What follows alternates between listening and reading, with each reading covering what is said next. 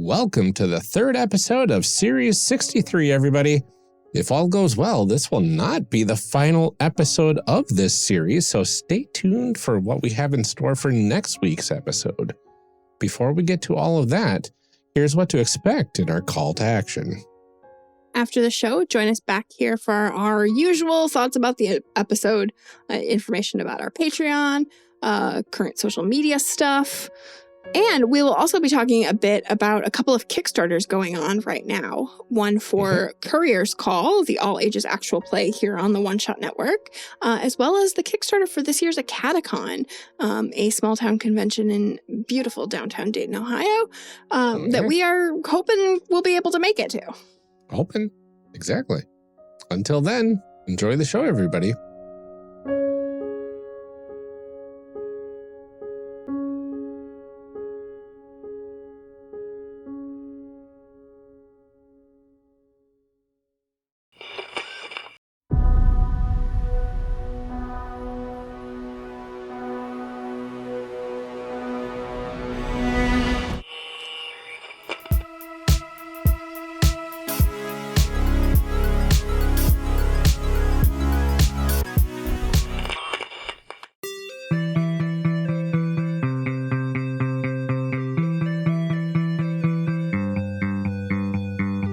Welcome back to our discussion episode.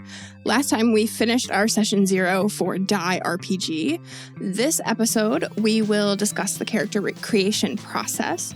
We are excited to welcome back Aram Vartian and Alex from the Replay podcast. Do you both want to introduce yourselves again for everyone at home? And then please tell us about the characters you made last time. Yes, my name is Aram. I am the co-producer of Kill Every Monster, the creator of God's Fall, and more recently the co-producer of Replay, which is the Die RPG campaign, which we just recorded the first game of last night, and we are very eager to share as soon as possible. And I have created Bensley, who is a jerk and also can make force fields. Amazing. And I'm Alex. I mostly work in literary translation. I also translate TTRPGs from Italian into English, and I have now been roped into the world of TTRPG AP podcasts. And I'm Aram's co-producer on Replay. Yeah, don't teach me a system, because I'll just make you make a show with me.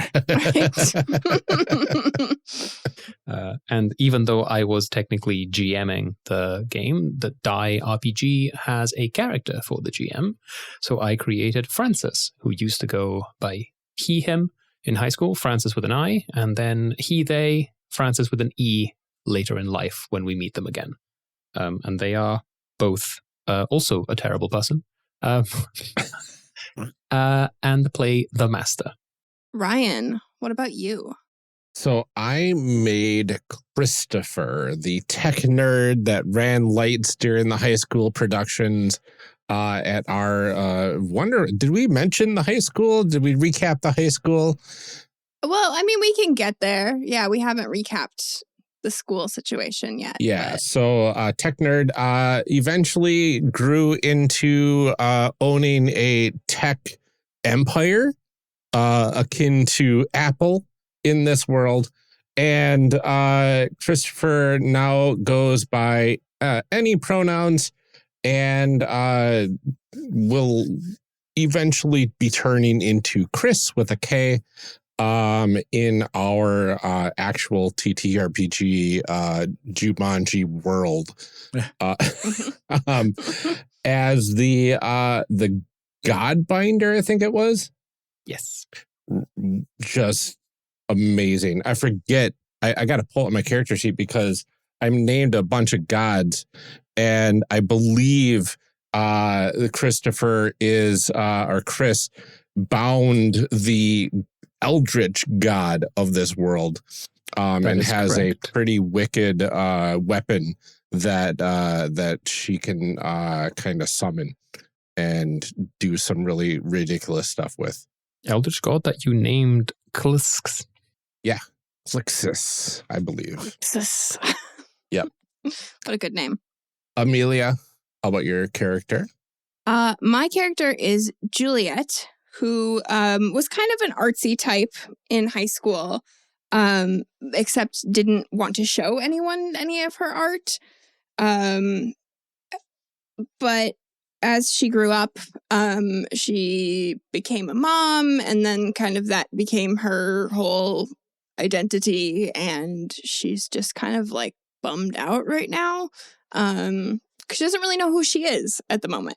So in our game world, which I would like to say the name of our fantasy world is The Gardens of Whitlock. Juliet is the dictator.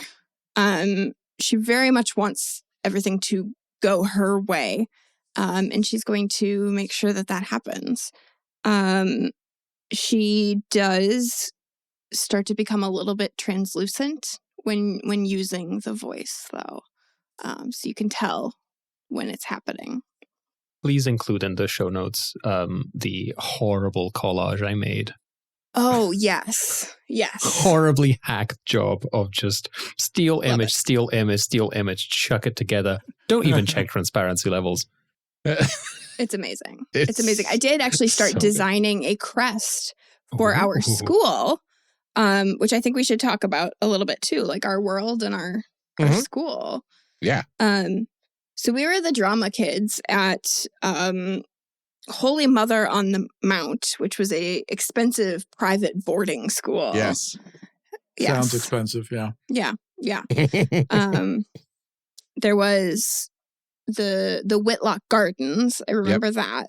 Yep. That was like an important feature. It's why we named our world what we did. Yep. We played in like this sort of retreat cabin that was used for like, businesses and summer retreats and things like that. Right. That's where we in the forested area into. that belongs to the school grounds. Right. Yes. With the amphitheater next to it. One of the characters is a Whitlock. Yes, that would have been Francis. Yeah. Whose full name was Augustus Franciscus Whitlock III. Yep. Right. Now Bentley is also extremely wealthy. Right, but new more money. like Bentley's right. It's A, no money. B, he's like troubled money. Whereas Alex is sure, because the intergenerational wealth is not troublesome. No, it's definitely troubled, but like you're seen as like alumni, and I'm seen as like a troubled child whose parents had enough money to get him in. Yeah, that's fair. Yeah. That's fair. Mm-hmm. Yeah, what else we had? We had the amphitheater and like the entire school is on the side of the mountain overlooking the big town, small city, village area below, kind of based on what Ryan was suggesting, Asia Pacific University in Japan, of just reminding the plebs below of the status of the school and the people who go and can afford to go to the school. And absolutely gorgeous, like anywhere you are on campus, you can see this amazing view, and it's just breathtaking. But there is probably one portion of the campus where you can't see that view too well, and that's the cabins. The cabins in the woods that where we eventually kind of took over. We kind of took that over as our space for the games because the drama department was getting kind of not happy with our post-show, post-rehearsal, in between gaming sessions on set. Well, because we were building elaborate sets to do this too. They needed to put on plays. We were just getting in the way at some point. Right. Basically, exactly. Just, co-opting the whole stage. They had to reset the lighting every day because we drove that guy crazy. After hours. Yeah. I mean, I was doing the lighting anyway, but somebody had to come in and do that. Yeah, it was wild. Yeah. I think the only other thing I have that we didn't talk about here was our little relationship chart about who likes who and doesn't like. Oh. Right. I'm going to try and read this from my notes. See, yeah, you have it there too. Mine is just a lot of different colored arrows, and I have Bentley circled in green because Bentley's favorite person is Bentley. Yes, correct. I do remember that. Bentley does love Bentley. That Bentley is the one thing really, Billy doesn't have is self-loathing. Yeah. He does not at all. But I do have that Bentley does not like Juliet, but Juliet likes Bentley. So that's a fun that seems about right. complication. Yeah, the way that I have it is Bentley's favorite person is Bentley, and least favorite people is everyone else because he can't afford to show to care. Yep, that's true. That's right. true. So that is good. Like, even if Billy doesn't like you, he's not going to say anything. Yeah. And then Chris's least favorite person is Bentley, and Chris's favorite person is Juliet. Oh, yeah. I'm only on my own favorite list. I'm pretty sure about that. Yeah. Whereas Juliet's least favorite is Bentley, also on my chart. That seems to contradict what Amelia said. But Juliet's favorite person is Frances, which so was not requited. Because Frances saw Juliet as an interfering presence who wanted to tell her own story instead of the story that he wanted to tell at the time. Oh, that's right. That's right. I remember that. Which is why he really liked Christopher, who would take notes. Yep. Extensive notes. Yeah, I think I have my arrows in the wrong colors. There we go. I fixed it. Juliet no longer likes Bentley. Bentley. Yeah. Bentley is... I really like Bentley, unfortunately. I like all my evil characters. I really do. I like them quite a lot. Those are like the most fun ones to play, I think. They are, but I think I need to... If you are the kind of person that can do it. Yeah, that's true. And also, like, I've played a lot of evil characters, so I think the next one has to be actually a decent person to kind of balance all that out. I haven't played a decent person in a while in, like, a campaign. I just haven't. I don't play good people. So I should try playing a good person, I think. Like a genuinely good person. Yeah. That's like the opposite of the challenge that I gave to Ryan early on in our show, which was like, you have to make someone that's a jerk. Yeah. You have to. Like, you have to. I don't do gray areas well. So either I create champions or I create, like, I don't really do like a little bit of each. And I create extremes and I just sit happily in that pocket. Right. Yeah. If I play video games, like, I play good people always. I cannot play a video game and play it evil. Like I'm doing a Baldur's Gate right now. It doesn't matter how many times I play this game. I won't play it evil, especially because like half it's slavery. I don't want to participate in this Baldur's Gate. Well, let's go ahead and dive right into a segment we are calling D20 for your thoughts. D20 for your thoughts? In this segment, we talk to our guests about their thoughts on the character creation process, how it relates to the system and to other games. Alex, this is your first time on the show, so we get to ask you the most generic question in podcasting. How did you get into RPGs in the first place? I was rehearsing this answer, actually. I think Ryan and I had this very brief conversation on social media. But I was trying to remember exactly what it was. And there was this 2-session 3.5 Dungeons & Dragons game that I played back in Italy. It would have been in middle school.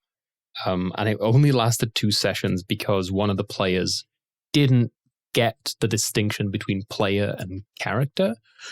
So when the thief tried stealing from the other player's character, he said, no, but I know that's happening. It's like, yes, but your character doesn't know. It's like, well, that's not fair because then I can just go and punch this one. And then it just kept becoming like middle school boys having a fight about who was right about stealing other people's stuff. So that was a 2-session game that ended up going nowhere. And then a couple of years later, maybe 3 or 4 years later, a friend of mine introduced me to Vampire the Requiem, the live action roleplay version, not the TTRPG version. And I don't think Italy had theater kids in the way that North America tends to have theater kids. Well, yeah, I mean, I just think the ego here really, really allows for that in a way. But I think we were the closest thing. Like, we didn't have the theater outlet necessarily. I know like there were like amateur theater companies like students would take part in, but a lot of people just ended up doing various like a lot of juggling. A lot of like poise was a big thing. Boy Scouts is still really big in Italy as well, and a lot of people who were in Boy Scouts in Italy, especially around my hometown, ended up doing LARP. There's 3 major LARP groups in my hometown that's still running to this day, most of whom have met through Boy Scouts. which was very bizarre of just seeing like, it's about the 3 precepts and the 3 pillars, and then we build fake axes and go hit each other in the woods. As usual. I mean, I don't know if your scouts are like that, but ours has like a pretty strong emphasis on like DIY. So I could see the a little DIY was connection definitely the crossover element. Yeah.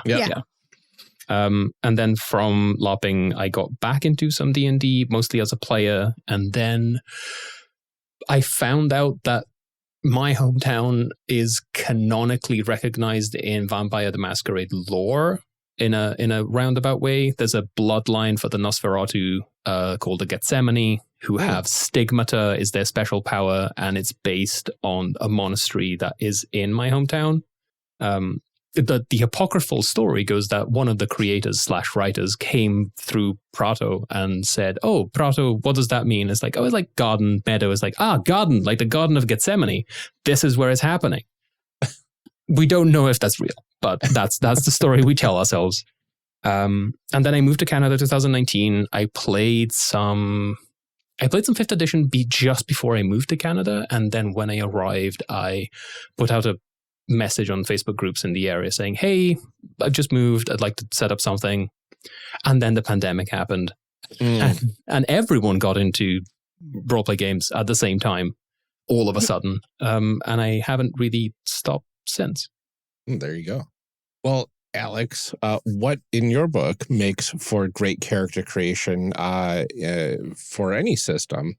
And Aram, if you have any new insights since the last time we had you on a few series ago. It was series 50, Ryan. It was over a year ago. It was a while. That's right. That was 13 series ago. Yeah, because we only do one a month, and plus. We didn't do one in July. So wow. Okay. Well, yeah. I mean, it's been a while. So yeah. Well, definitely a system that has, and this is something that, comes up in Monster Hearts, comes up in Sleepaway, comes up in a lot of the Belonging Outside Belonging games, of asking other players questions that link the characters together. Mm-hmm. That is like one of the staples that I found, because even with something like D&D 5th edition, which is not a given, there has been a shift in later books to try and addressing that situation in the Session Zero. There is the Session Zero system, which won a couple of awards recently as well, that is aiming to help people and players create characters that have at least a shared backstory or shared relationships. But of course, like Monster Hearts has been doing it for a long time. Belonging Outside Belonging in general has been doing it for a long time. What Jade Dragon has then done with both Wander Home and Sleepaway has already been tweaking that. And I think Die does that really well by literally your first session is, let's work out how these people either hate, love, or both of those things at the same time each other. Yeah. It's a really fun system because a lot of the times in Dungeons and Dragons and other games like that, it's just like, okay, you all meet in a tavern. Great. Here's my 2 pages of backstory. No one read.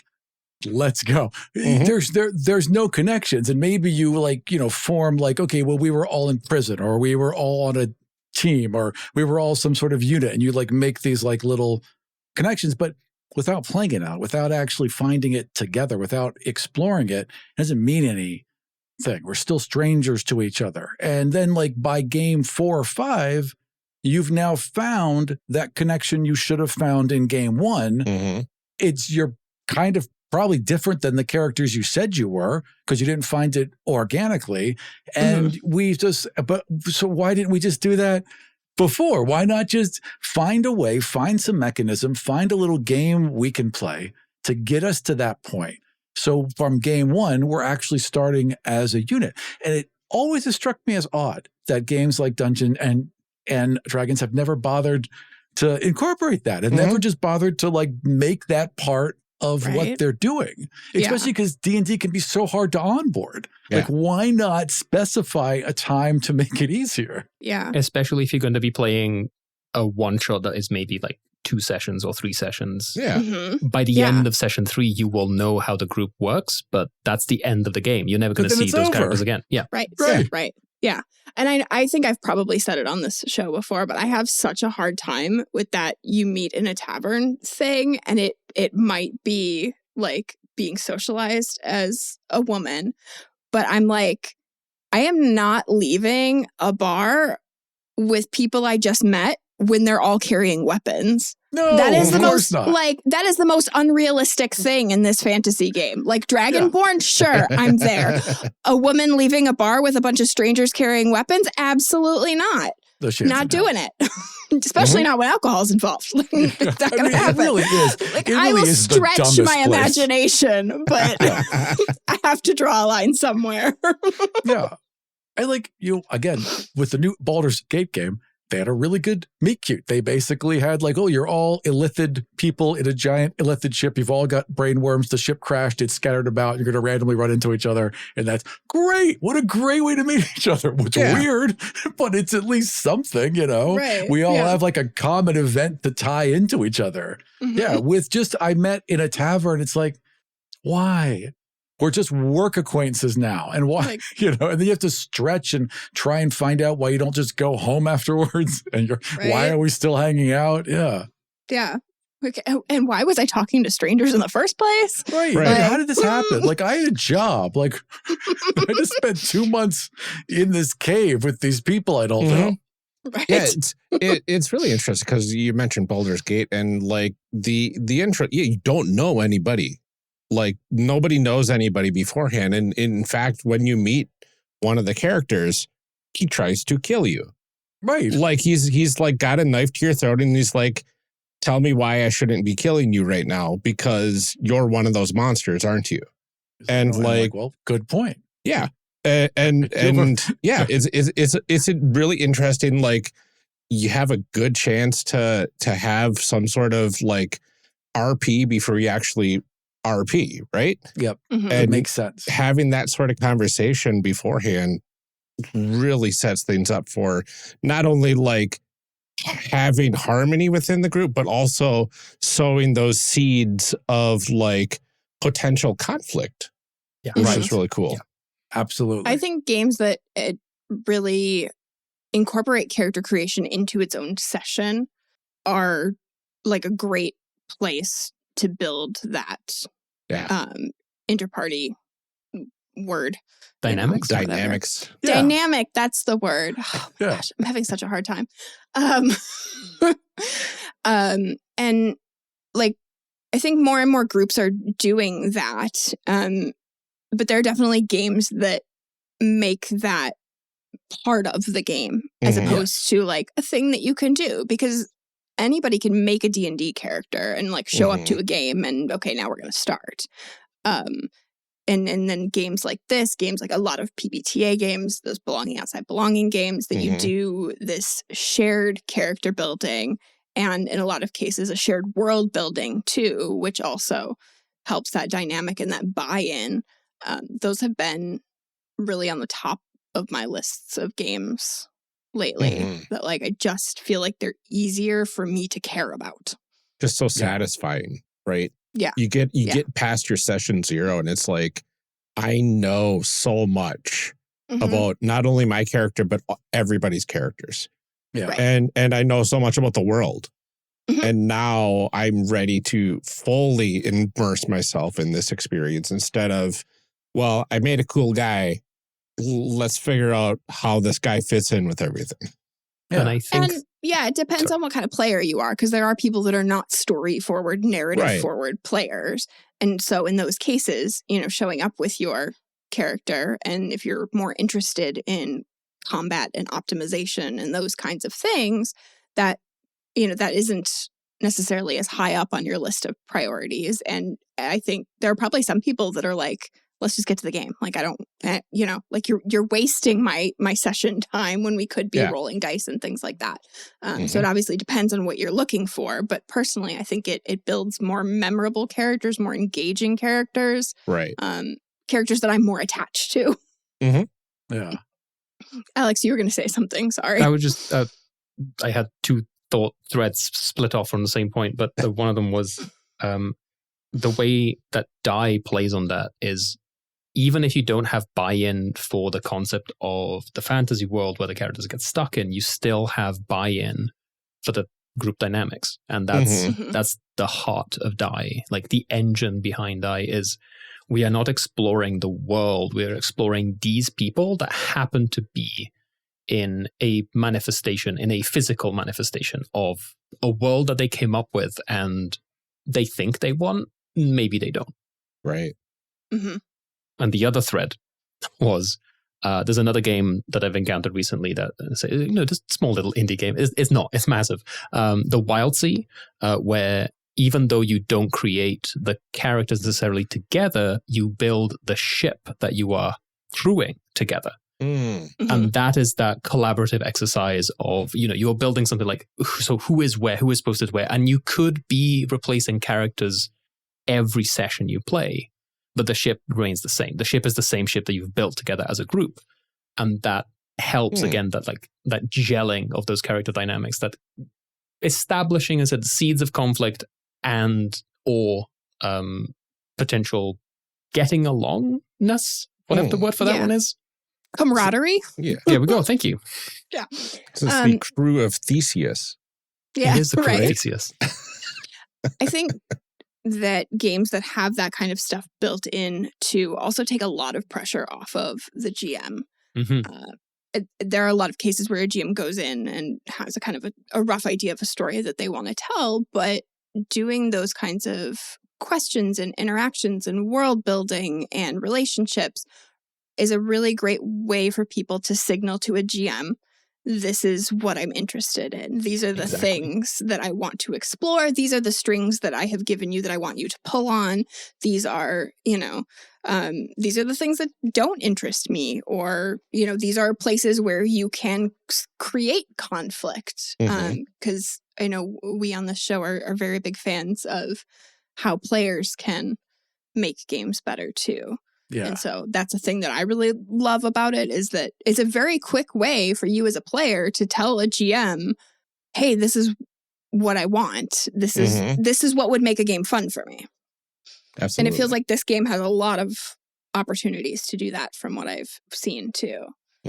It also takes a lot of pressure off the game master. It takes a lot of pressure off the person trying to create everything all the time. It's no longer like your character's like, your players are like, what's this NPC's name? I'm like, well, I don't know. What is it? You tell me. How do you guys know him? How well have you known him? What backstories do you have with them? We all create it together. It creates a better story and a more unified story. People remember it as opposed to being told. Like, as supposed to be reading it in an information box about some guy and he's the blacksmith and this is his whole backstory. And, won't you help him find his blacksmith axe or whatever, right? Like, no one cares. But if you all are like, oh, well, there's this guy and he's a jerk and he always hounds us for this. And like, you make it into a thing and they will remember it forever. And you got to sit back for 10, 15 minutes, collect your notes, think about what's going to happen next. Just let them go, and like, that was the best session. I'm like, I know, I hardly did anything. Yeah. And what's really interesting is it primes the whole group to have that collaborative mindset from the get-go. Like, I can't imagine having this sort of collaborative session 0 and then hopping into a game where it's now the GM's full story and now everybody's on railroads. Yeah. That would feel really weird and awkward, right? Yeah, it sets those expectations. Yeah. And this is another one of those that, like, Ryan, you can cut out of the actual episode because I've told this story like 800 times. But it is one of my favorite, like, players GM dynamic is playing Descent into Midnight. And Richard Kreitz Landry was running it. And at one point, I don't even remember what was happening, but like all of us are sitting around the table and talking about stuff. And I'm watching Richard literally do this. Just sitting back and just watching us make everything 800 times worse for ourselves because we were like, oh no. And then what if this happened? Like, but then this and then this. And he's like, just leaning back, hands behind his head, puts his feet up on the table. Yep. And wow, you guys are so smart.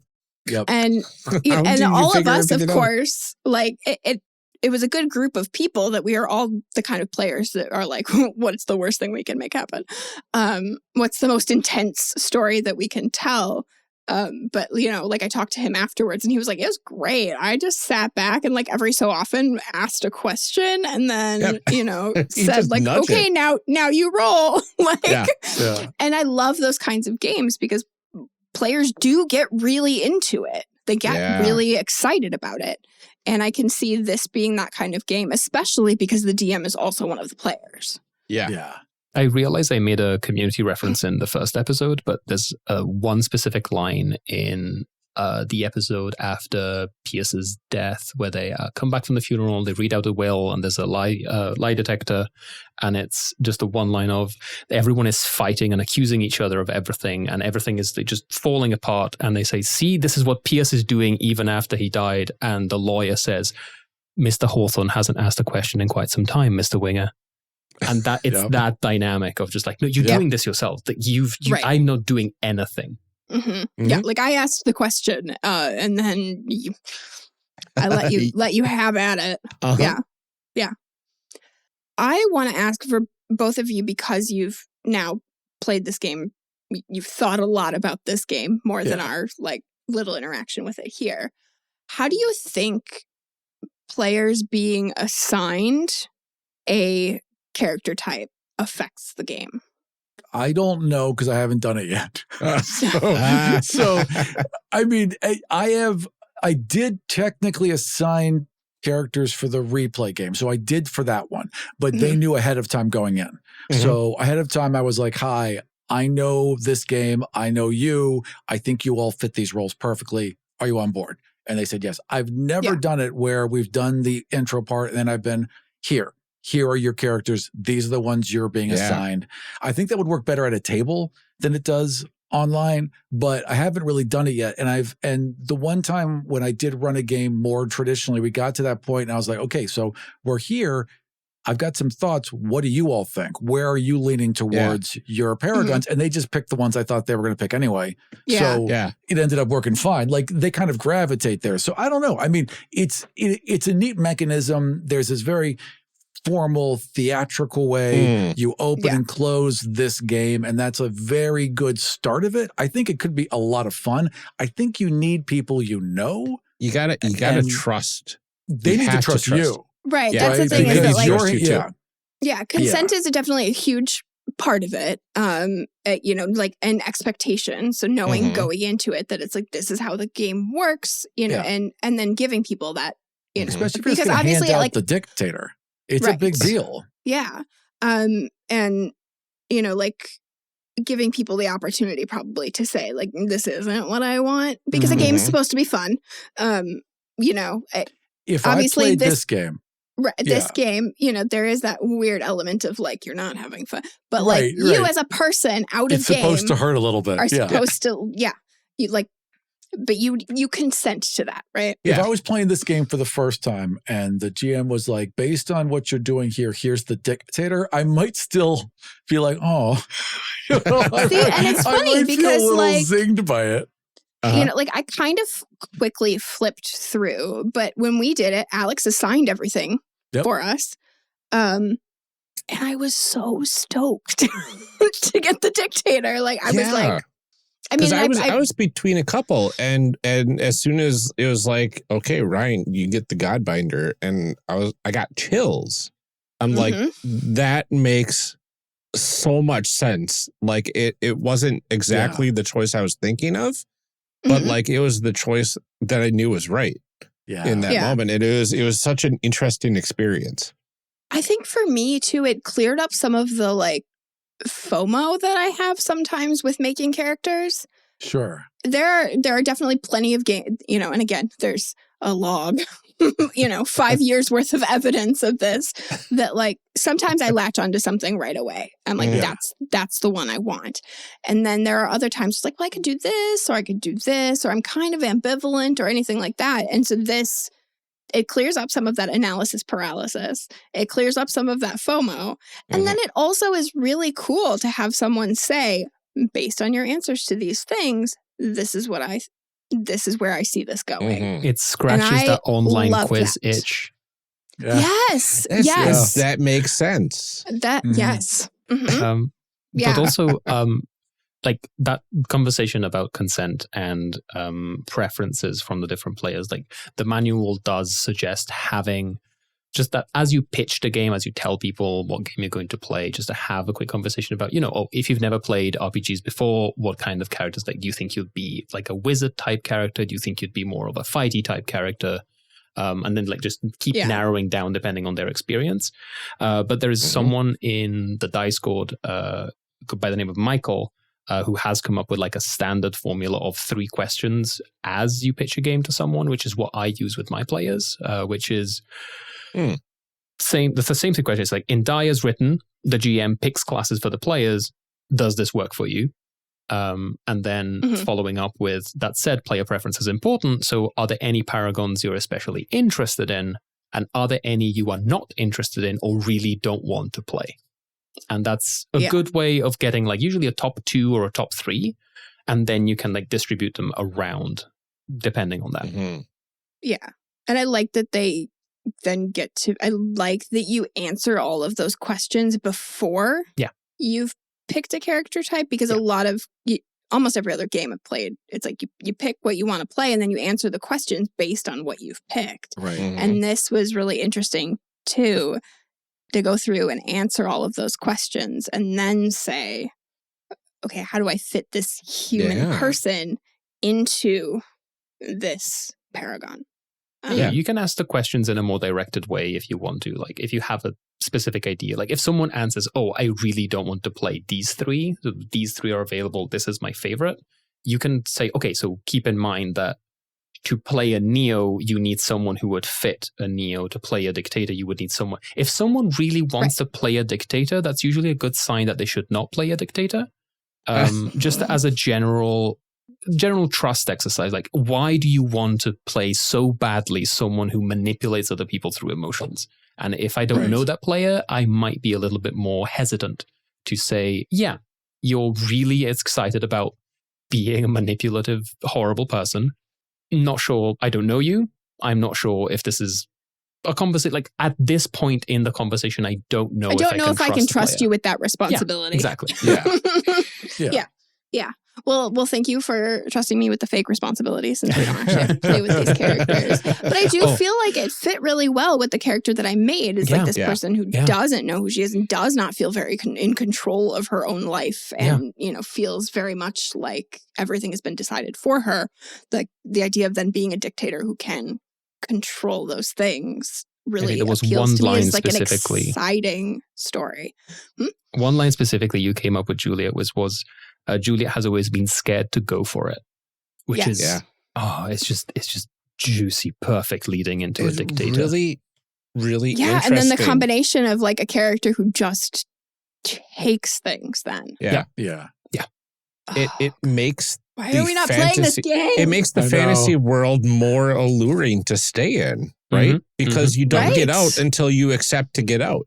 Yep. And it also sets up conflict really nicely too. Because you can get, like, if one person doesn't want to leave, you can just kill them.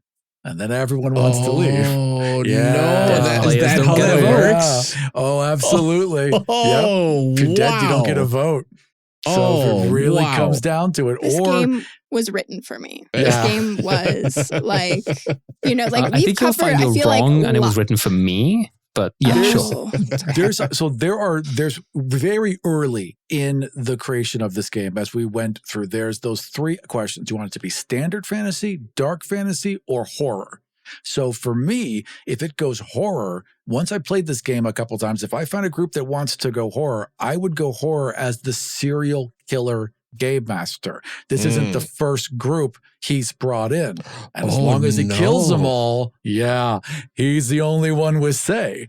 So I think that, like, I'd want to make a character that's been fully corrupted by the world of Die and has been given the ability to they want to stay in, but they can step outside to find more victims and pull them in. Wow. So that's their little extra. They get to stay and Die and keep reaching out. Because that's when you die and die, you die. When you die and die, you become the fallen.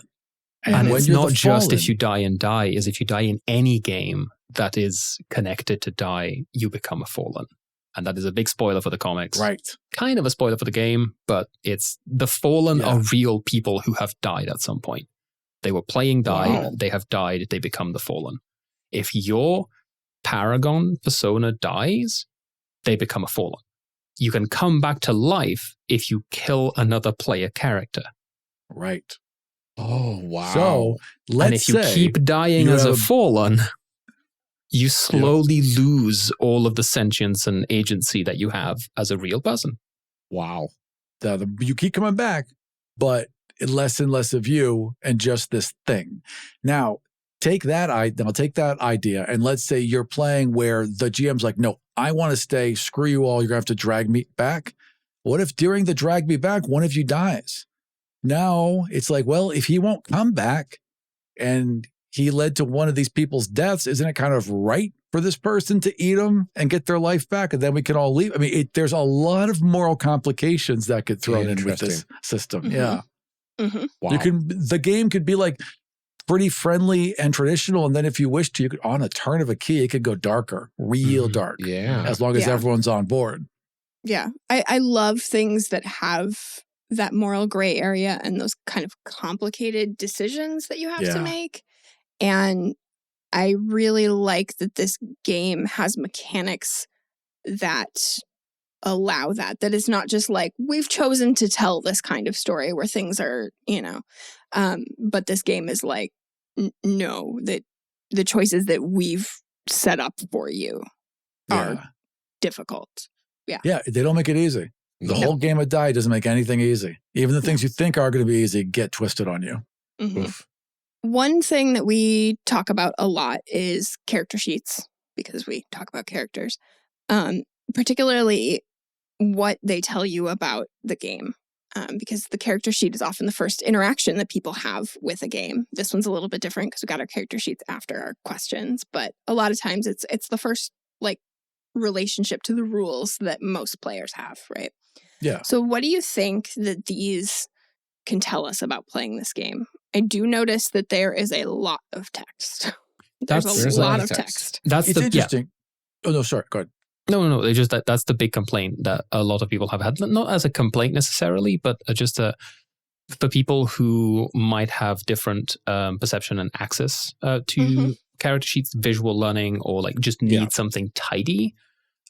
This is not particularly friendly. No. As a character But it sheet. is friendly if you want all the rules. It's in one friendly place. if you want all the rules, Right. but there's a lot of noise. Right. Mhm. Yeah. The character sheets give you everything you need to know to play that character in the game. You don't ever have to crack open the rule book. You can literally build and play your character from everything that's on that sheet. But I do agree. Once you get to know it, I'd like a cleaner sheet. I don't need the little box telling me how the roles work once I've gotten that down. So I've actually gone in and just, with Adobe Acrobat, just deleted the boxes I don't like, thrown in more art and boxes I do like. But if there was a cleaner character sheet, like here's where you've gotten used to the rules, here's your minimalist character sheet, I think that would help. I think too, just having them in color would help me. Sure. Even if different sections were different colors, so that I kind of know what I'm looking for and to make it easier to find things. Because I do like that there's lots of information here. And I know that when I have run, Legend of the Five Rings is the game that I like to play. And when I run that, I will give people cards that say okay, here's how to make a roll. Here's, because the new one has the dice with the symbols and everything. Here's what the symbols mean. Here's what you can do with those advantages that you get. Yeah. I give everybody little cards that has all that information. So I like having it on the sheet, especially in these cases where every character plays very differently. But yeah, it would take me a while to get used to where is the information that I need? I know it's on here somewhere, but where? Yeah. That's one of the things that I noticed too about the character sheets is the asynchronicity of the different character types. Is the first page, everything looks very similar. Yeah. And then you get into that second page and it's every character's different. Yeah. Mhm. Every character is very unique. Then Neo has so many options that are painful because you just want all of them. They all have different trees. Some of them share the emotion tree for the emotion knight is the same as the emotion tree for the dictator. But in general, they are all very different character sheets that are specifically designed for those paragons, but also really easy to pick up. Like all the basic things are the same, strength, dex, intelligence. That's all the, same. We basically formed the same pools of dice the same way. We all just have our individual dice. Yeah. So they're just little things, and they're not too many things you have to remember, and the core rules are easy. It's kind of interesting that it's laid out that way because you create characters in a similar fashion. Everybody's on equal grounds when you are creating your personas. And then as soon as you get your paragons, everything shifts. Yes. Which is really interesting that it I don't know if it was fully intentional that way as the sheet layout or not, but like it's really interesting that the sheet kind of follows a similar pattern as the character creation. I would say it is pretty intentional. There is I was trying to find it in the manual just now, but it is very much because you fill in those, the idea is that the personas gather together and fill in the sheets together as we did in our character creation. So the first page is the master shows, so we're all going to fill this in. We all have like two in everything. You can add extra points and everyone does it at the same time. Okay, have we all done this? Good. Turn it to the next thing and make your personal choices. So it is also leading into the teaching a game within a game that has come up a number of times in Die. Yeah. If you ever get anyone from the creator team to talk about it, I believe that the character sheets are specifically Rowan, Rook, and Deckard condensing the rules into a character sheet rather than Gillen rewriting the rules into the character sheet. I believe it is Grant Howitt and whoever was working on the editing that created the character sheets as they exist. Oh, interesting. Yeah. I know, I can tell that the abilities and things that you have, I don't know what they're called in this game. Abilities. Powers, abilities, whatever. Those very much read Rowan, Rook, and Deckard design to me, because they have their board, their list of design philosophies, and one of them is super interesting powers that you can't choose between. It's one of the cornerstones of their game design, and I was like, that is right. That one, I can tell they made this game.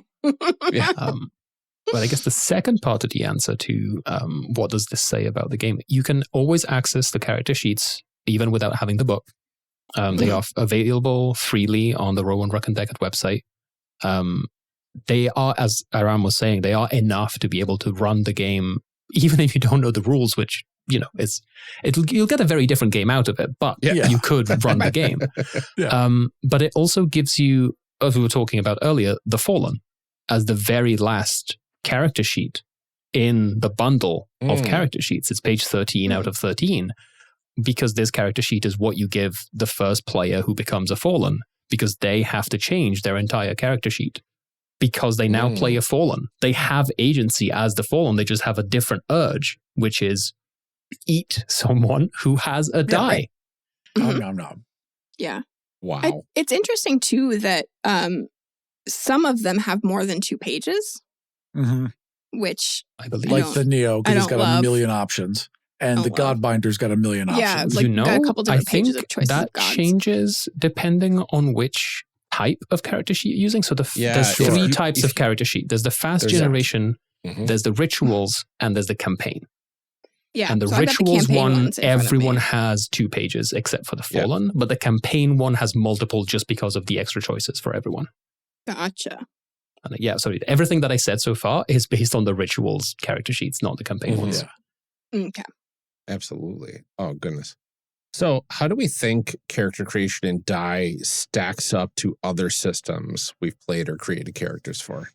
I think that as a person with a learning disability who has a real difficult time learning from books, this system ranks very highly with me, because I was able to learn everything I need to know by sitting down with other people and hashing it out, hashing out the characters, hashing out the world, and then having an introduction to the mechanics built into the first encounter. This game is the best for onboarding new people I have personally experienced. The only hang up I would say is that if this is the very first role-playing game you've ever played, If you don't have a history of other games, you're losing out on some of the details and some of the underpinnings because you just don't have that background, and the game kind of expects that you do already. It even expects your characters to have already played this game and are returning to it. Yeah. And without the understanding, all that meta context is going to fall away. So I think this is a game best played by experienced players. But with that said, it's incredibly easy to onboard new people. Yeah. And benefiting from someone who had never played a game before is always good at your table, especially with maybe a game like this, where this just happens to be the first one. Yeah. And you're going to get someone to ask new questions and not expect no's. So it's always good to have one, but I think you kind of need it to really get the full experience out of this game. Mm-hmm. I love that about new players, is that like they don't have these preconceived notions about what a game is and what you can do with a game and that kind of stuff. They don't expect the no. I've noticed it with my kids. Like they're like, "Mom, I'm just going to do this," and you're like, "Great, you do that." That's and their like ability to be descriptive with things when you ask that, like, "What does it look like?" And look like anything. And we're like, "Yeah, anything. Go for it." And it's just new players and young players, especially in the preteen, as long as like the later in the teen bracket, they're too cool. The more they get into like the fettered rules of how roleplay games are supposed to be, in quotation marks. But the younger players you get, and then sometimes you have to give them limitations in a way that is understandable. And I think this is what Die does really well as well. Like there are some limitations to the world of Die. There are limitations that are mechanical and some limitations that are narrative. But there are ways of spinning that in such a way that is always narratively satisfying to the players rather than just, no, you can't do this. It's just like, oh, I want to go in that direction. It's like you try walking in that direction and it's like a video game wall that you can't cross through. You just can't move through that area. Right. Why is that? And then you have a whole half a session trying to decide, why can't we leave this path? What is going on? What is the master doing with us why is the master intentionally railroading us inside a game that is not a railroaded game? Because that's the end of the map, okay? Because the developers did not draw out the rest of the map. That's it. It becomes world building instead of saying, no, you can't do that. Yeah, exactly. And I think one of the things that I've noticed a lot right now is, I guess in general, in tabletop, is people being like, play something other than D&D. And I'm like, okay. Well, right. Like there's tons of great games out there. And I strongly believe that there are plenty that are better than D&D, but there is a cost to that. Like there is a mental burden to having to learn a new game. If you only have so much time, do you want to spend it trying to like figure out a new system? Do you want to buy new books? All of those kinds of things are a barrier to entry.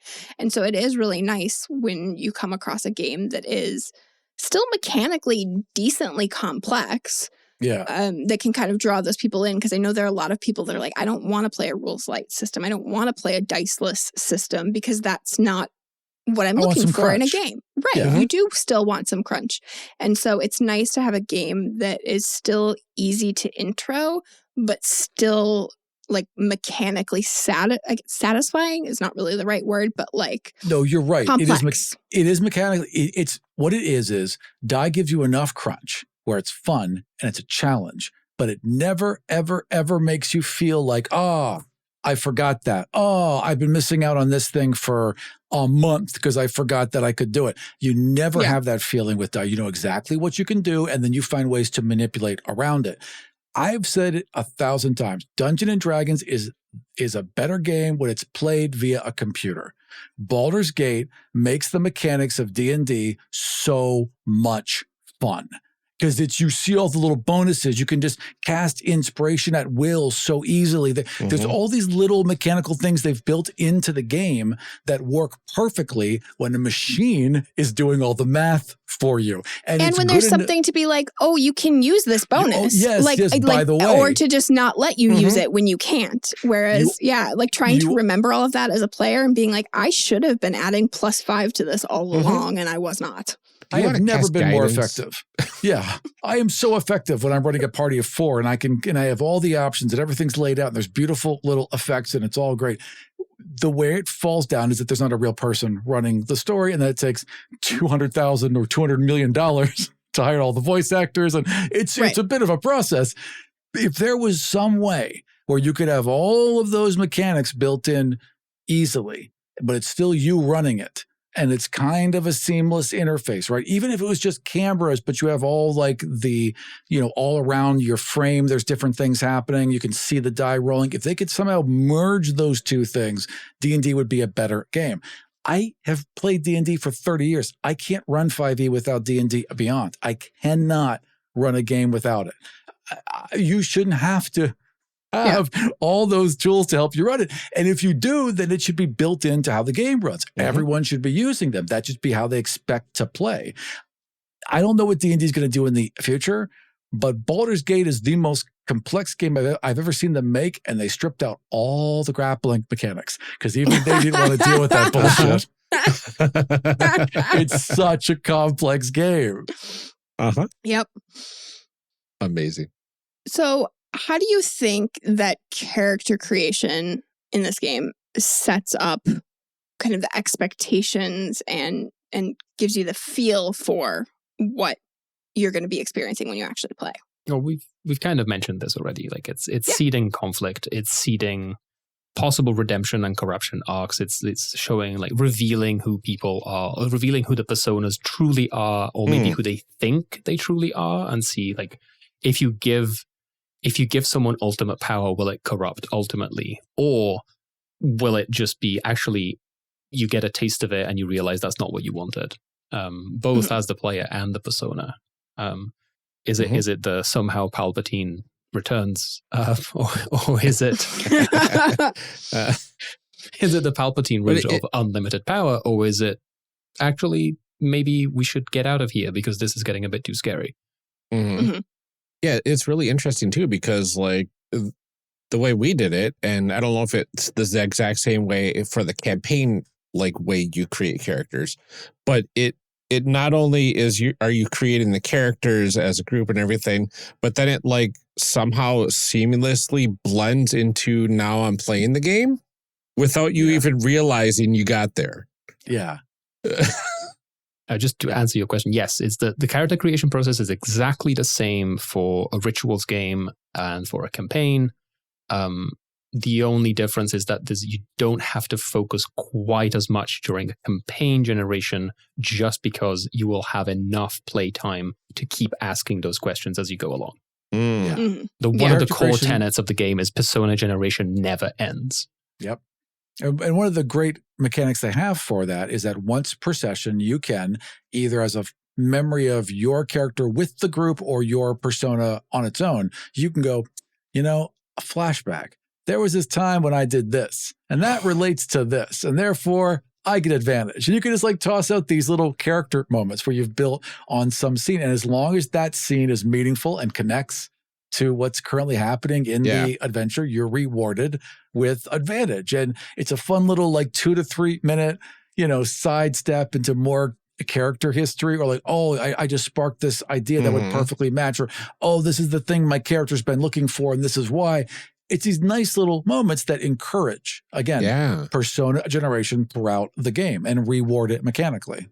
Really love flashbacks in RPGs. Flashbacks are fun. They're so much fun. It's such a good narrative hook for storytelling. And then you add it to a game as juicy as Die.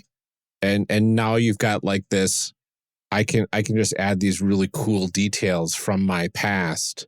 And now is this whole extra thing that can be pulled upon in the future. And you get an extra die.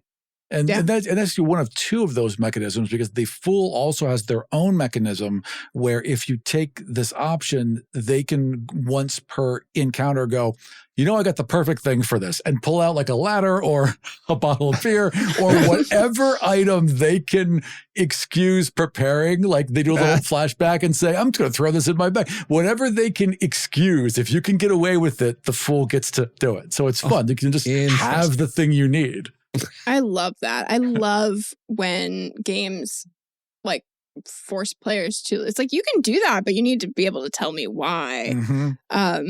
I know Blades in the Dark is good for that. Yeah. It's a whole mechanism where like you expect these professional people to have prepped properly and you're not one of them, but they are. So they give you a little hook to be like, oh, I had this inflatable raft because of this, because of course I did, you know? Yeah. And they are then these prepared elite team that you would expect to have. And the game rewards that as opposed to, oh, you don't have a ladder? Well, I guess you have to go back to town. It's like, oh, come on, dude. We'd figure this out somehow. My brother was telling me because he ran Burn Bright for his group of friends, and that is a game that does the sort of like, you can use any skill you want as long as you can tell me how you're using that to do this thing. And he was telling me just some of the incredible scenarios that his wife came up with to like try and justify, because like her intelligence was really high, and he's like, okay, you need to explain how like knowledge whatever is really actually helping you. And he said like it became a running joke that she was like, I can justify this anyway. And I love that because it creates interesting story moments too of like, here's how I went about doing this thing, rather than just like, yep, hit it with sword. If it forces, my general rule as a GM is that if you make me think in a different way, if you make me go, oh, well then yeah, we're going to do it somehow. We're going to make that work because it's cool. It's just better. If I don't have to say no, if I don't absolutely have to say no, I like to say yes. And it's fun when a system encourages that. It's fun when a system encourages good and bad choices as long as they help for the story.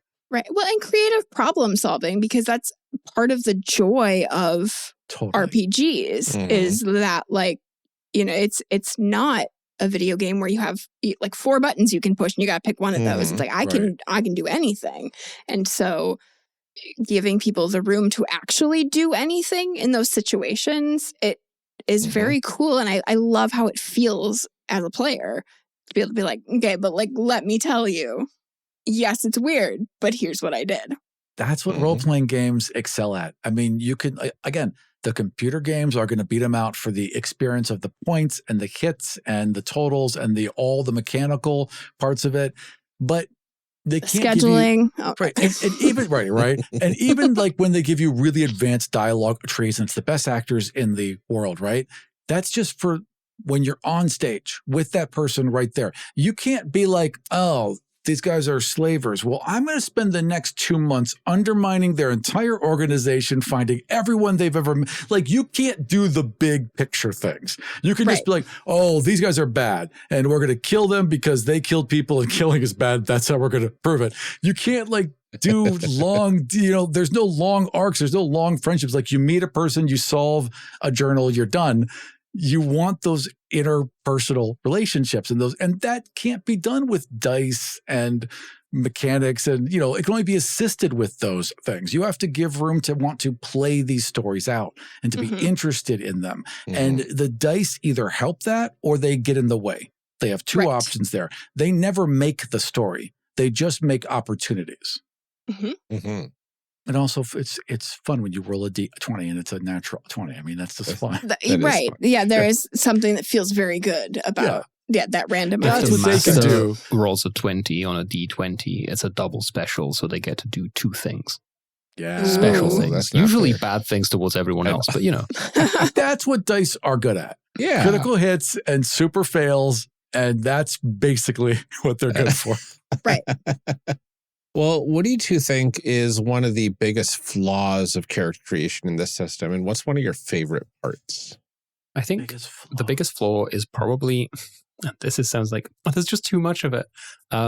It tends to become, players tend to get very involved in the character creation aspect to the point that you usually need more time than you ever expect to be able to get to where the book suggests your first session should end. Yeah. That has only happened once with me, and that was by extending our game time by 45 minutes. Yeah. We didn't quite get there in 4 hours last time. Yeah. Which, it's a good indication of a very good system, but it's something like if I were to find a flaw in the character creation side specifically, it would be, it sets up too many possible threads and people will keep talking about it. And yes, persona generation never ends, but at some point you need to the game master needs to step in and say, okay, we need to move to the next point.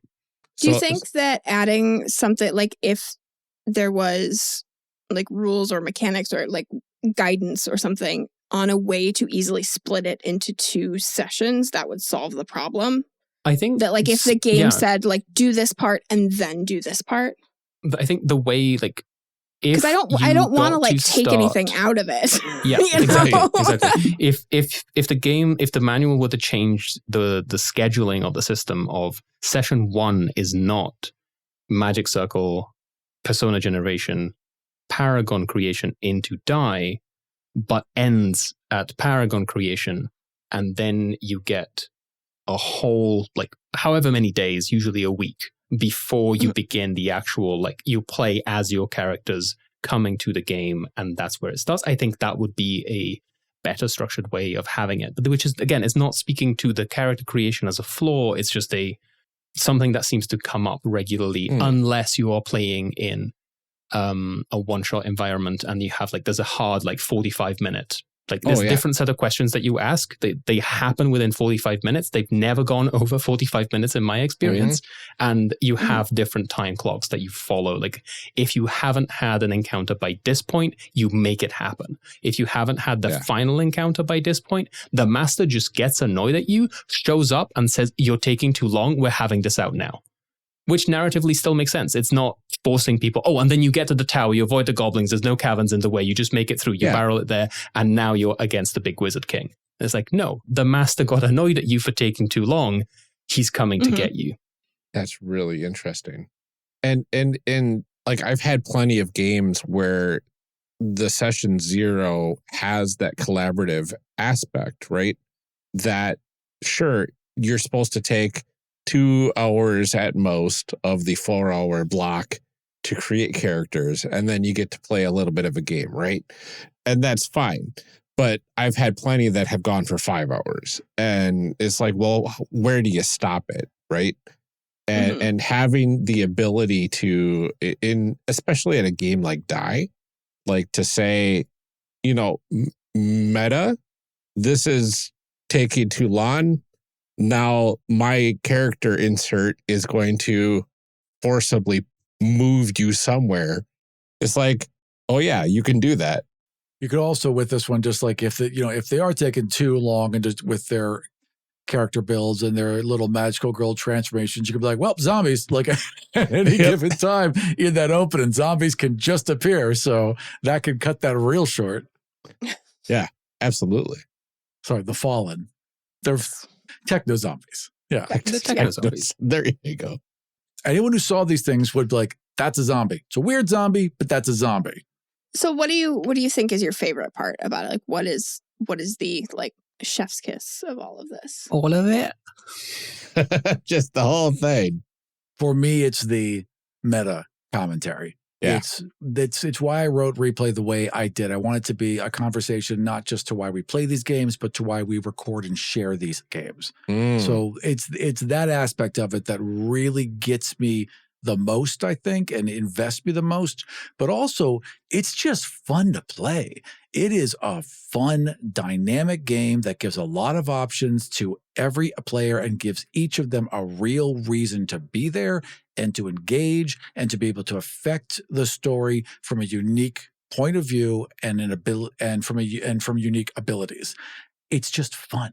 And it never feels like it drags, and there always feels like there's something for your character to do. It's just a well-built game. The best comment that I got from one of my players was that after Persona Generation, they said, I feel like I know everyone in this group a little better now. Yeah. And that's where this game just like digs into, because everyone almost unavoidably puts something of themselves in every character that we've created for any roleplay game. But this game more so, because you have to create real people, and so we draw from experience. Yeah. No, I know that as we were doing character creation, I asked that question of like, okay, am I just going to play myself? Like, am I just going to, like, how close are we going to play? And then I was like, fine, I'll just make me. That's whatever. Yeah. Motherhood is hard. That's true. Yeah. Okay, it's time. We refer to this as the fanfic portion of our show. Okay. The official question in our outline is, how do we feel like these stories would play out? But we do refer to it as just the fanfic section and the sort of trying to ease the pain of not getting to play. I know. If I may, please. I know that you've been thinking about this. Like, I've been thinking intensely. I yes and no, because the beauty of this game is that all you need is about 20 minutes to go through the notes and make a bullet point list of these are the major encounters that everyone needs to have to address what their persona is missing in the real world. What is the lure? What will keep them in die? And how can I twist it? Mm-hmm. All I have for this one is not necessarily encounters, but I have Juliet, the dictator, who is represented in statues as the literal Holy Mother of the Mount in the village at the bottom of the mountain. Because the game begins as we all start in the amphitheater, and then the master chucks you down the mountain, and the mountain grows even taller. It's kind of Mount Doom to build on the Lord of the Rings obsession that Chris has. It's kind of like the whole rock climbing element to build on elements of Bentley's, like the one thing that Bentley loved that he never did. So you pick at those little details and you put them in. So you have this giant mountain, and at the bottom of the mountain is the village, and everyone needs protecting in the village. Everyone is a child in need of protection under the protection of the Holy Mother of the Mount, which is the statue with the features of Juliet. And you can play that however you will. There is a forest where maybe Chris can go and wander. You have to travel through the forest and find that empty silence that you need to find yourself. But the Eldritch God shows up in the forest, and the forest might become crystal, and the crystals might grow out. And so Bentley might get involved in the crystals because Bentley was really into geology and really into rocks and can understand that something is wrong with this forest. I forgot about that. Like, Sorry, definite Billy had a rock tumbler. Right? Yep, forgot about that too. I was just like, that is like the most like autistic coded character 100%. choice. That Really like is. And then there are statues, which are all of the fallen have the features of the prefects and the administration from the school. Obviously, those were the big enemies, so those will keep recurring. But then there are also fallen incursions that keep coming to the village. The village will need protecting. People along the mountain will need protecting.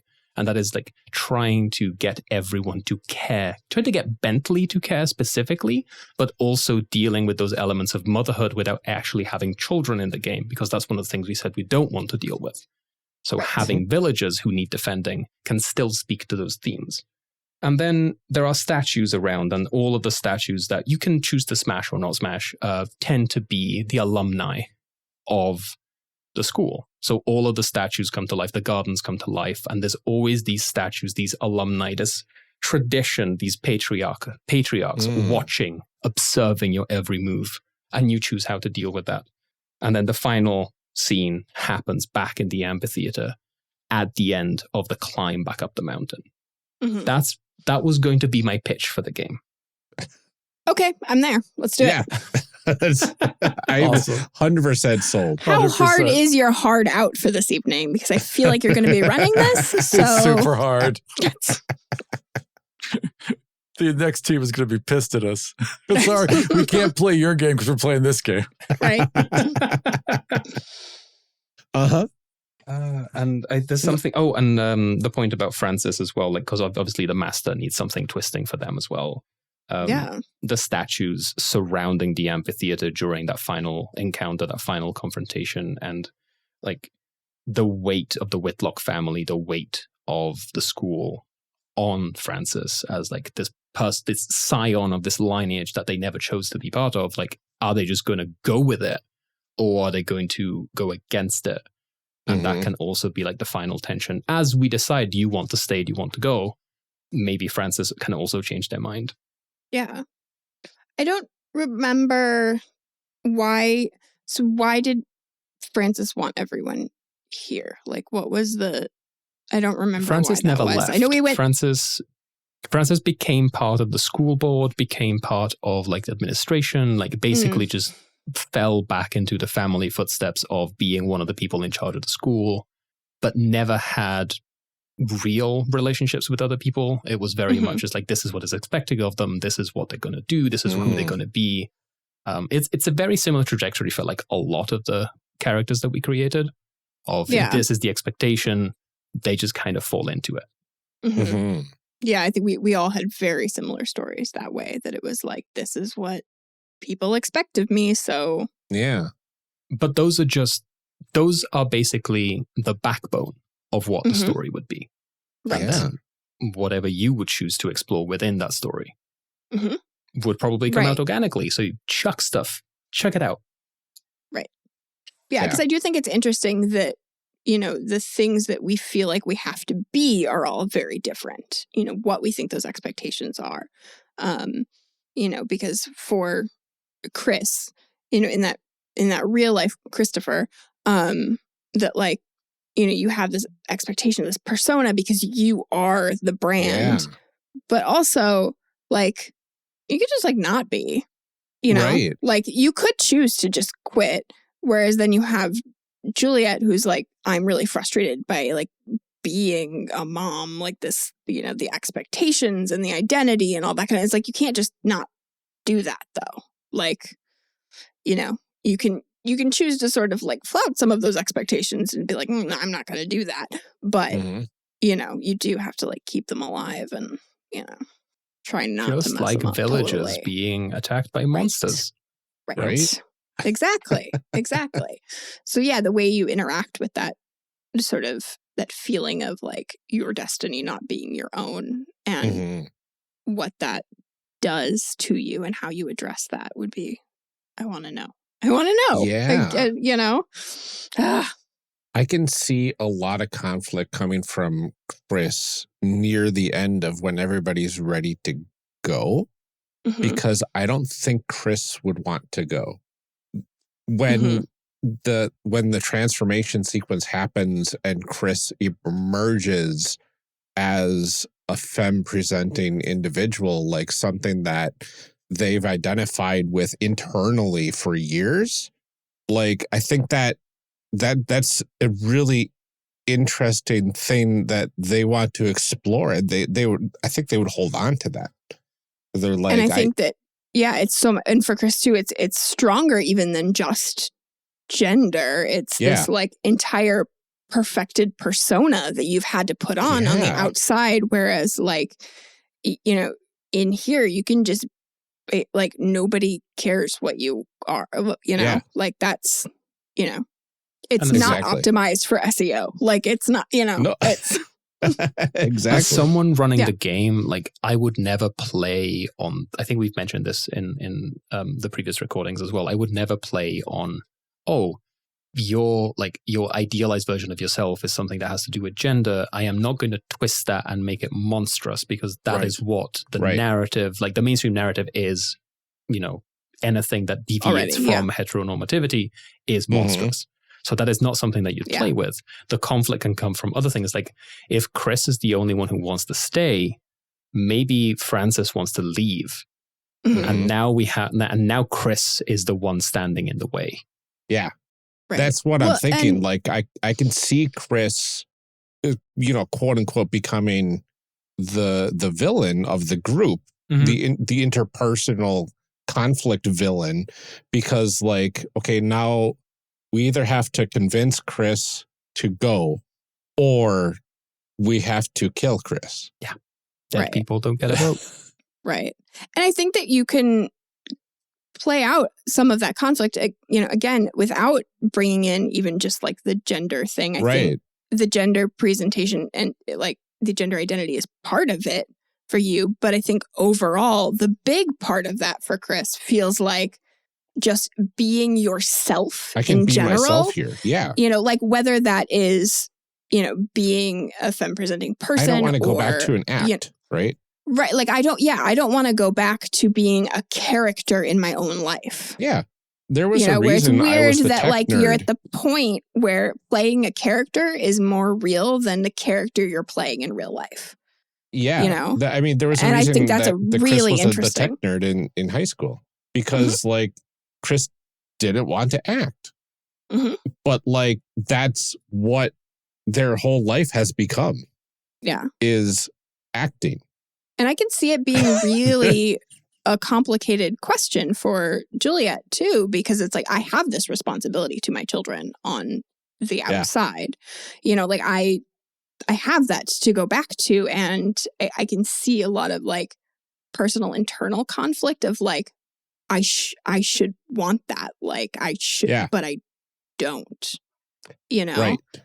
And then like the guilt and shame of those things too. Yeah. And then being stuck in that position where I have to decide, and I could see her prolonging things because she doesn't want to have to make that decision, or she's not ready to make that decision too. Right. So like, you know, she would kind of drag things out too.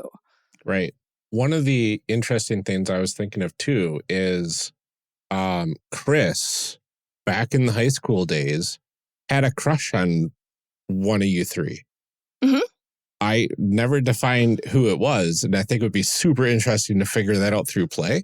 But Definitely. like that secret would be like, I think the hook to pull Chris in the direction of we should go. Mm-hmm. If this ever person that you have a revealed. crush on goes too. Yeah, like exactly. You know, does that And change things? It goes back to what Aram was saying in the first episode of There Are No Gay Spaces, but Everything is Gay Space. That typo has come back full circle. Exactly. Mm-hmm. Yeah. It is an inherently intrinsically queer game. And it's not a game that uses queerness as a subtext or queerness as a metaphor. It's a game that is queer in how it's set up. It's asking you, who do you want to be, and how far are you willing to go or eschew expectations to be that person? Mm-hmm. Which is a thing that I think a lot of us are doing in games anyway.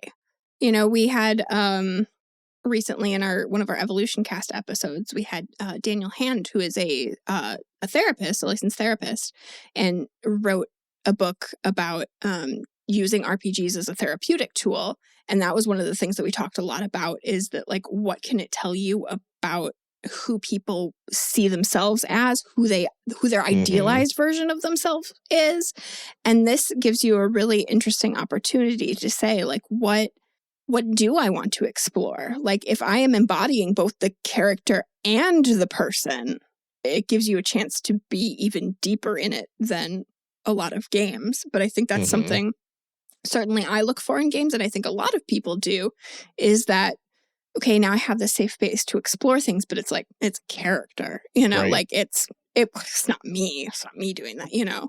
So like, it gives you the chance to play around with that. And I think this game really, really does. Yeah. And I think if we had picked the like everybody gets a happy ending direction of the tone for the game, you could easily say, oh, you all learned how to be yourselves in this world.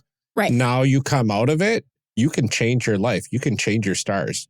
Yeah. Do it. Mm-hmm. Right? Yeah. And now everybody's happy. That's not the direction we chose, though, for the tone. No. And that's why I love how we have all of this mess. Like we were just talking about the mess that we had in Tangled, and Alex is sitting over here doing the Richard Crates Landry hand behind his head. Yeah, leaning back, letting us go at, like, that's Ryan and I half this time have just been like, oh, and then what if this, and then what if Alex this? And Aram over here has not said like anything. Question in quite a long time. Right. Aram has been very quiet. I'm curious, like, what is Bentley doing with all of this? Does Bentley want to go home? I don't know. Bentley really doesn't have any direction right now, and has been kind of go along to get along for a while.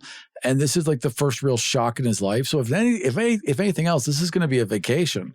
He wants to explore and like get to know it. Then when he's bored, maybe go home. But for right now, Bentley's in. It's really interesting that like a person whose whole life is basically a vacation. Right. Right. It's a break from. Yeah. Look, when you stop having challenges, life gets boring. There's a reason why when musicians get rich, their music sucks. because they don't have any life challenges anymore. They have nothing to sing about that relates to you and me. They can't sing about, that the IRS is coming after them for $8.5 million in unpaid taxes. Not interesting. Taylor Swift could. Right, Taylor Swift could. Taylor could definitely pull it off. Yeah. Just like the whole video is her sitting on the IRS steps. Hi, it's me. I'm the problem. Right. Bill's raining down on her. I knew you were trouble when the IRS agent stepped in. Yeah, that's right. So let's get into our advancement segment and take it up a level. Take it up a level. Take it up a level. How does a character level up in Die? And what happens mechanically when that happens? Quick premise. Characters in Die, depending if you're playing a rituals game or if you're playing a campaign, either have what is called quick advancement or full advancement. The full advancement only comes into play if you're playing a long-term campaign.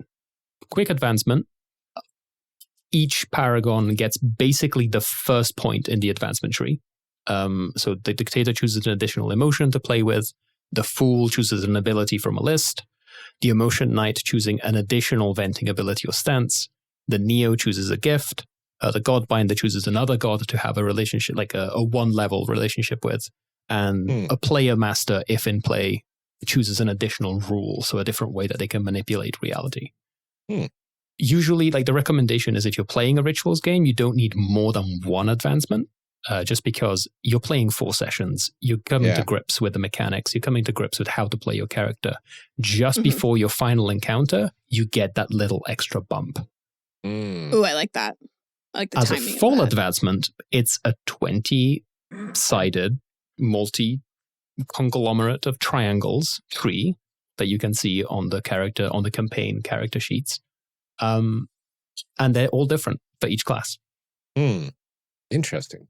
And I think you have, the manual gives the suggestion. It's very similar to Final Fantasy X, which is probably the last video game I ever played in my life. Of if you take one direction, you have to not keep going in that direction, but it has to be an adjacent triangle. It can't be just the corners touching. It has to be the full side of the triangle touching to itself. And it does tend to be, they are mechanical, but they are mostly narrative. Interesting. Is there anything that triggers the level up process? Have you completed an adventure? No. So usually the answer is yes. No. Yeah. So, when in the campaign idea is that it plays out mostly like a rituals game, but when you come to that final moment of you start the ritual to go back home or to not go back home, usually on a campaign, you want to skew it, play it in such a way that people want to go back home. The ritual doesn't work. You don't have as the game master, you don't have to know yet why it didn't. You just know that it didn't. But then at the end of that session, everyone gets an advancement. Okay. And each time you clear a region, each time you have a major breakthrough, you get an advancement. Okay. I like that. Yeah. Very cool. So it's smarter milestones. Yeah. Yes. Yeah. Yeah. Which I'm a big fan of, leveling up when it feels narratively appropriate. Right. But that's just me. All right. Well, any other thoughts before we close out the episode here? I would say that if you're the kind of person who's been wanting to break out of D&D, if that's your particular role, and a lot of people are in that place. I want to try the next adjacent thing to D&D. This is an invitation. This is a welcome mat rolled out for you to step onto and think about not just this game, but why you've been playing any games. And it's a real friendly handshake on the way over. So this is a great game to play if you've only been playing D&D. Absolutely. My brain just blanked as I was about to say something. So okay. I'm gonna have to just I'm rewind staring my at brain. Ryan you have the next one. No. Is there anything else? Okay, the question is there anything else we want to say before we close the episode? Yes. Please play this game. Just find someone who will run it for you. Find a couple of friends. Sit down, take a look. It doesn't take that long to set up a basic game of this. You can play a one-shot scenario. The questions are much shorter for the character generation. It's like no more than 40 minutes. And then you just go right in. The very basic one-shot scenario is called Total Party Kill. The game master killed all of the previous adventuring party, like in like the game. They just ended the game, rage quit. You're all dead. Let's get out of here. You meet again. For some reason, you agree to play another game, and they try doing it all over again in a mega dungeon.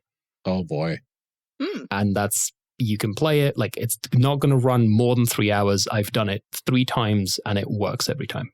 Amazing! Awesome. It's so good. This game's so bad. I know. And Just throw that in there one more time. Listen to replay. Yeah. That's also something we can say at this point. Absolutely. Listen to replay. We can't say who's on it yet, but listen to replay. Amazing. Yeah, but by the time this comes out, we still will not have revealed the full cast. Maybe, maybe not. Yeah.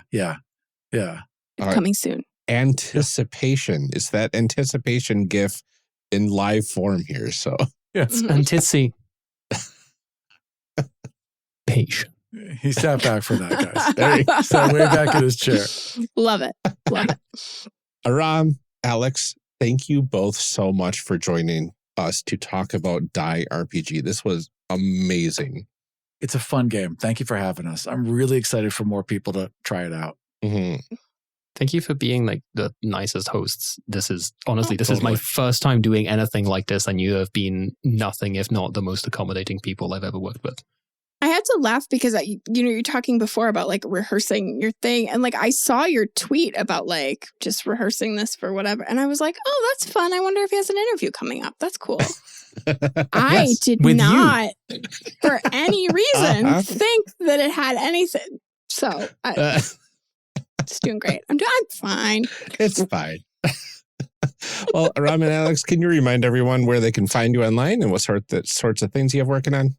Absolutely. You can find all of my shows online at Dead Ghost Productions. You can also find everything I work on at aram.gay, where you will find Kill Every Monster, God's Fall, Of Now and Then, and what's the one? Podspeak. And then we're adding the 5th one, Replay. So find all my shows, find links to all of my shows at aram.gay. And you can find most of my stuff either on my website, alexvalente.fyi. You can find me as alexv.fyi or alexv_FYI across social media. And you can find me in, as I like to say, the tiny writing in the credits of a book when people remember to name the translator. Thank you again, both of you, for sitting down with us. It was so good. It was so good. We had a ball.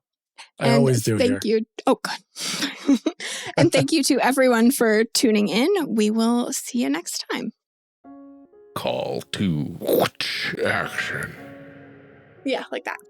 So since we finished recording this, we did sign up to play Die with Alex. We did. So we're going to get to do that. It's like 5 sessions, I think. 5 sessions, yep. Very excited about it. So stoked. Gosh. It's going to be great. I am ready for a different sort of RPG experience than I am personally used to. Yeah.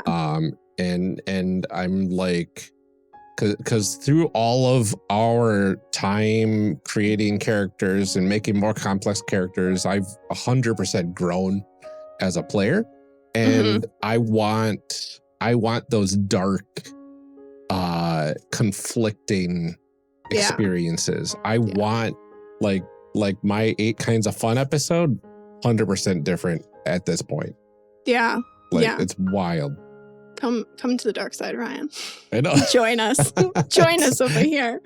It is enticing.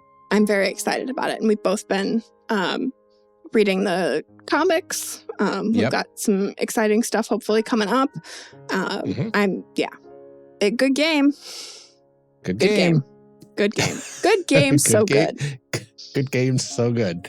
Exactly. Put it on a bumper sticker. We're good. Yep. So stay tuned. Absolutely. Next week, we might have as long as everything goes well, this weekend, we should have an excellent recording for you to cap off this series. So stay tuned for announcements on that after we have everything taken care of there. Mm-hmm. Yeah, that was super informative. I know. I am being extraordinarily vague on purpose in case everything falls through. Right, like it's like if it doesn't work out, like I know. But yeah, fingers crossed. It'll be very Fingers cool. crossed. I'm excited. Yeah, so it should be fun. Mm-hmm. So with that vagueness on your plates, everybody, before we let you go for the day, here's our calls to action. Since the social media sphere is just like pandemonium, chaos, every man for himself nowadays, we've gone ahead and tried to make things a little easier to find us online. So if you go to contact.charactercreationcast.com, you can find links to all of our social medias for the show, as well as for the both of us. This should also decrease the amount of time that we have to talk about this on the calls to action. Plus, while you're there, you can get everything else that our amazing, beautiful website has to offer. Mm-hmm. Absolutely. And one thing that we would like to point out, in addition to our socials, there's a couple of really great Kickstarters going on right now that, as of this recording, just started today. Mm-hmm. So, yeah, this last week, a bunch of these Kickstarters happened. And among them, Skyjack's Courier's Call is kickstarting for their 3rd season right now. And if you're looking for an AP with an absolutely excellent cast, amazing world building, extremely heartfelt stories, and is also made for both kids and families, this is a great show. If you haven't been keeping up with it, we're not saying this because they're on the network. We're saying it because it is truly a delight. Yeah. My kids absolutely love the show. Yeah. And my kids have heard a little bit of it here and there, and they're intrigued, but they're still not at that age of like, I want to listen to the whole show. So one of the things that you can get on the Kickstarter is like have their, because they'll read the names of patrons or backers in the mid-roll. And so I always do that. And the last 2 times that we've done it, I have not told the kids that I was going to do it.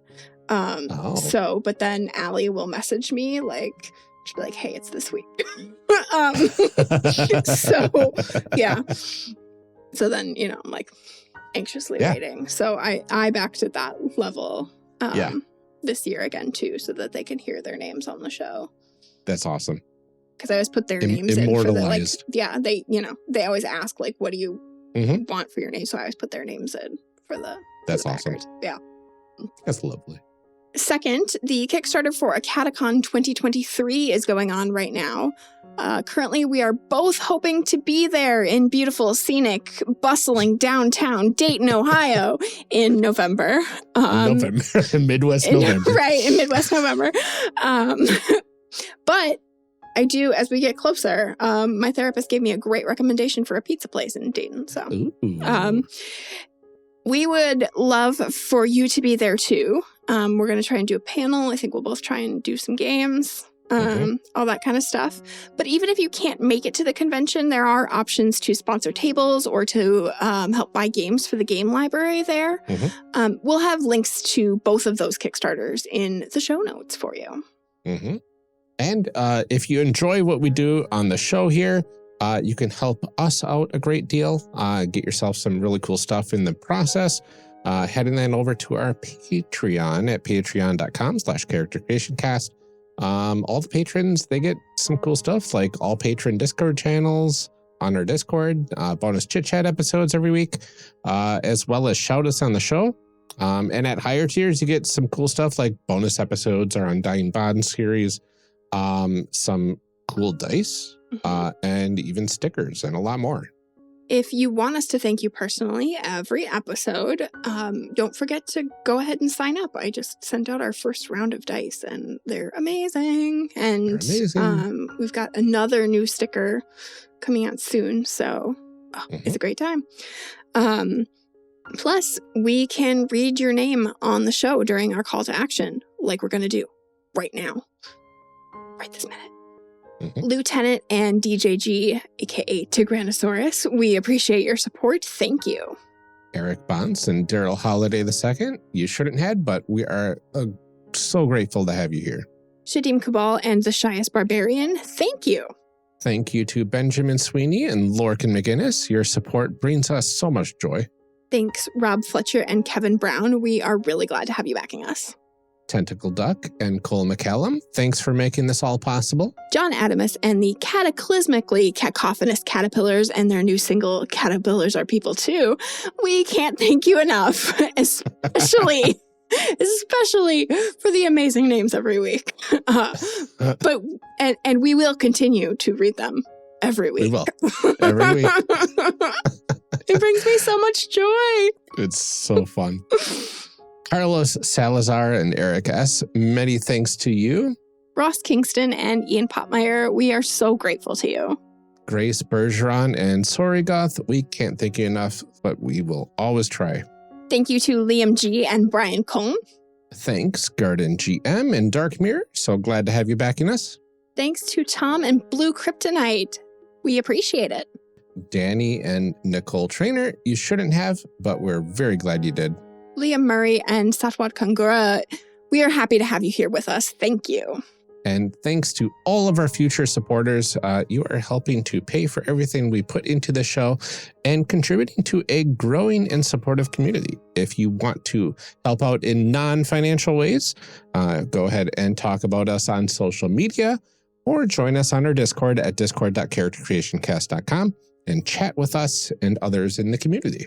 You can also leave us a rating or review on Apple Podcasts, Podchaser, Podcast Addict, or Facebook. We read all of our 5-star reviews out on the show, and thank you personally. But we still don't have any, so if you could go ahead and do that, that would be great. Please. Please. Yes, please. That is all that we have for this episode. Join us on our next episode, where... well, it'll be a surprise. Yeah. You almost said it. You almost spilled the beans. You were like so close. I almost spilled the beans. Yeah. I know. I like to tease, so therefore, come back next week, everybody, for a surprise episode, hopefully. Until then, take care, stay safe out there, drink some water, look out for each other, and keep making those amazing people. We'll see you next time.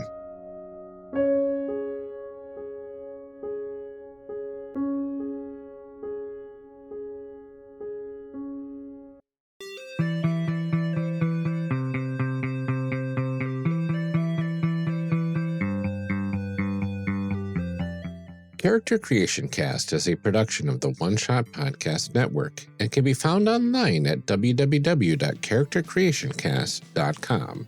Head to the website to get more information on our hosts, this show, and even our press kit. Character Creation Cast can also be found on Twitter and Blue Sky at CreationCast, or on our Discord server at discord.charactercreationcast.com. I'm one of your hosts, Ryan Bolter, and I can be found on Twitter and Blue Sky at Lord Neptune or online at lordneptune.com.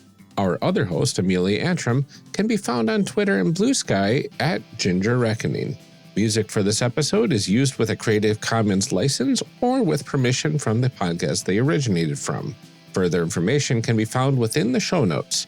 Our main theme music is Hero Remix by Steve Combs and is used with a Creative Commons license. This podcast is owned by us under Creative Commons. This episode was edited by Ryan Bolter. Further information for the game systems used and today's guests can also be found in the show notes. If you'd like to support our show, find us on Patreon. Get access to bonus episodes, exclusive merch, and much more at patreon.com/charactercreationcast. Thanks for joining us. And remember, we find that the best part of any role-playing game is character creation. So go out there and create some amazing people. We'll see you next time.